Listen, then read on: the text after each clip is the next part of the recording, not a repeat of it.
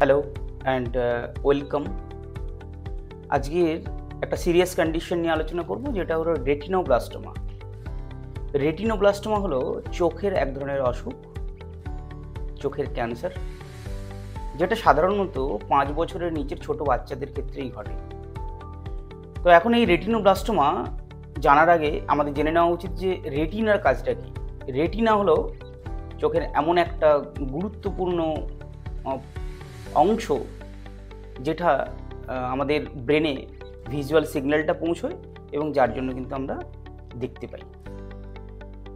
এই রেটিনোব্লাস্টোমা দু ধরনের হয়ে থাকে সাধারণতভাবে, একটা হেরিডিটারি থাকে আর একটা নন হেরিডিটারি। যদি হেরিডিটারি হয় তাহলে সেক্ষেত্রে দেখা যেতে পারে সাধারণভাবে দুটো চোখেই কিন্তু অ্যাফেক্ট করে, আর যদি নন হেরিডিটারি হয় তাহলে সেক্ষেত্রে সাধারণত একটা চোখেই হয়।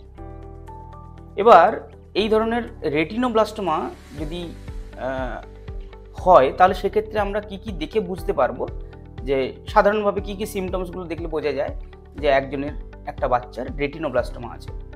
রেটিনোব্লাস্টোমা যদি থাকে তাহলে সেক্ষেত্রে অনেক সময় ক্রস টাইজ দেখা যায়। ক্রস টাইজ, তারা কিন্তু একই ডিরেকশানে তাদেরকে ঠিকঠাক করে তারা দেখতে পায় না। আর সেকেন্ডলি একটা হচ্ছে চোখে লাল হয়ে যাওয়া, রেডনেস, অথবা সোয়েলিং হতে থাকে চোখের মধ্যে। যদি আপনি এই ধরনের কোনো সিমটম দেখতে পান আপনার নিজের বাচ্চার ক্ষেত্রে, তাহলে অবশ্যই স্পেশালিস্টের সঙ্গে যোগাযোগ করুন। তাহলে তারা অবশ্যই তার একটা প্রপার এবং থরো এক্সামিনেশনের মাধ্যমে তারা বুঝতে পারবেন যে সত্যিকারের কোনো এই ধরনের সমস্যা রয়েছে কিনা। তবে আজকের দিনে ডায়াগনোসিস করাটা খুব সহজ হয়ে গেছে, কারণ এমআরআই স্ক্যান, আল্ট্রাসাউন্ড বা সিটি স্ক্যানের মাধ্যমে তার একটা পরিষ্কার ছবি পাওয়া যায় যে হ্যাঁ, চোখের কোন চোখে এই ধরনের সমস্যা হয়েছে বা আদৌ এই ধরনের সমস্যা আছে কিনা এটা বোঝা যায়। এখন কথা হচ্ছে ট্রিটমেন্ট কী কী রয়েছে, মানে এই ধরনের যদি সমস্যা কোনো বাচ্চার ক্ষেত্রে দেখা যায় তাহলে কী কী আমরা ট্রিটমেন্ট প্রসিডিওর পেতে পারি।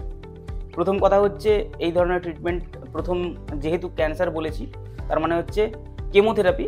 এটা কিন্তু ভীষণভাবে গুরুত্বপূর্ণ, তার কারণ ভেতরের ওই ছোটো টিউমার্সগুলো যেগুলো হচ্ছে, বা একটা টিউমার হোক বা অনেকগুলো হোক, সেটা কিন্তু শ্রিঙ্ক করার জন্য বা সেটাকে ছোট করে দেওয়ার জন্য হচ্ছে কেমোথেরাপিটা ভীষণ ইম্পর্টেন্ট। কেমোথেরাপি কিন্তু ভীষণ পরিমাণে ভালো কাজ করে। আর একটা থেরাপি রয়েছে, সেটা হচ্ছে লেজার থেরাপি। লেজার থেরাপি বা ক্রায়োথেরাপি, যেটার কাজ হচ্ছে সেটা কিন্তু একদম পার্টিকুলার টার্গেট করে টিউমারটাকে উইদাউট অ্যাফেক্টিং সারাউন্ডিং টিস্যুস, সে কিন্তু ওই টিউমারটার উপরে ইম্প্যাক্ট করতে পারে এবং যেখানে টিউমারটাকে নষ্ট করা বা শুকিয়ে ফেলা বা ছোটো করে দেওয়ার ক্ষেত্রে কাজ করে। এবার সিভিয়ার কেসের ক্ষেত্রে কী হতে পারে না, সিভিয়ার কেসের ক্ষেত্রে রেডিয়েশন থেরাপি বা রেডিয়েশন থেরাপি তো বটেই, সেক্ষেত্রে অনেক ক্ষেত্রে দেখা যায় যে সার্জারিরও প্রয়োজন হতে পারে। এখন সার্জারির যদি প্রয়োজন হয় তাহলে সেক্ষেত্রে কী করা সম্ভব না, অবভিয়াসলি সার্জারি করা মানে সেটাকে রিমুভ করে ফেলতে হবে। আজকের দিনে দাঁড়িয়ে এই ধরনের এই রেয়ার সমস্যা হলে সেক্ষেত্রে অবভিয়াসলি বাচ্চাদের ক্ষেত্রে তো একটা বড় সমস্যাই।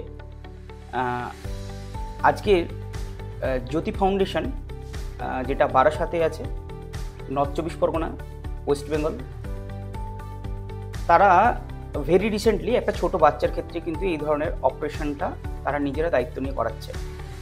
সেখানে বাচ্চাটির ক্ষেত্রে যে সমস্যাটা দেখা দিয়েছে, রেটিনোব্লাস্টোমার যে স্টেজে রয়েছে, সেখানে এই মুহূর্তে কিন্তু চোখটাকে রিমুভ করতে হবে, চোখের ওই পার্টটাকে কিন্তু রিমুভ করতে হবে এবং আর্টিফিশিয়ালি একটা রেটিনার একটা লেয়ারের মাধ্যমে সেটা কিন্তু বাচ্চাটা যাতে বুঝতে না পারে বা বাচ্চাটা যাতে কোনো প্রকার ভয় না পায় নিজেকে আয়নায় কখনো দেখে, সেই জন্য একটা আর্টিফিশিয়াল ব্যবস্থা করা যেতে পারে। জ্যোতি ফাউন্ডেশনের এই ধরনের উদ্যোগকে আমরা সাধুবাদ জানাই। আমরা চাই ওনারা এইভাবে প্রত্যেকটি বাচ্চার পাশে এসে দাঁড়াক। সাধারণভাবে জ্যোতি ফাউন্ডেশন বিভিন্ন ধরনের blood donation camp, eye check up camp, health check up camp এগুলো করে থাকে। সাথে সাথে ক্যান্সারে আক্রান্ত ছোট বাচ্চা বা বড়দের জন্যও তারা আর্থিক সাহায্য করে থাকে। বিভিন্নভাবে বিভিন্ন মানুষজন যারা এই ধরনের ব্যক্তিদের প্রতি সাহায্যের হাত বাড়াতে চান, তারা অবশ্যই জ্যোতি ফাউন্ডেশনের সঙ্গে যোগাযোগ করতে পারেন। আর আর একটা সাথে অ্যাডিশনালি একটা কথা বলবো, সেটা হচ্ছে যাদের ক্ষেত্রে রেটিনোব্লাস্টোমা আছে, আজকের দিনে ট্রিটমেন্ট প্রসিডিওর অনুযায়ী যদি এটা আর্লি স্টেজে ধরা পড়ে, তাহলে সেক্ষেত্রে কিন্তু 95% সার্ভাইভাল রেট কিন্তু থাকে। যদি ইনকেস দেখা যায় যে তার কোনো কোমরবিডিটি বা অন্য কোনো সমস্যা না থাকে, তাহলে আশা করি কোনো সমস্যা হয় না। কিন্তু অনেক ক্ষেত্রে দেখা যায় যে ভিশন লস হতে পারে, কিন্তু তার জন্য কিন্তু প্রপার ট্রিটমেন্টের প্রয়োজন আছে।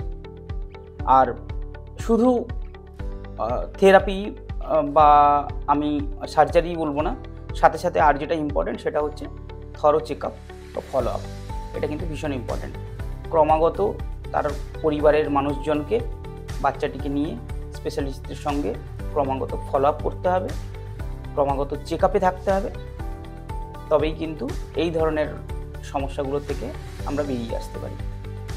আর আমি আশা করব যে বাচ্চাটার ক্ষেত্রে জ্যোতি ফাউন্ডেশন এগিয়ে এসছে, সেই বাচ্চাটি খুব তাড়াতাড়ি সুস্থ হয়ে উঠুক, তার সার্জারি খুব তাড়াতাড়ি হয়ে যাক।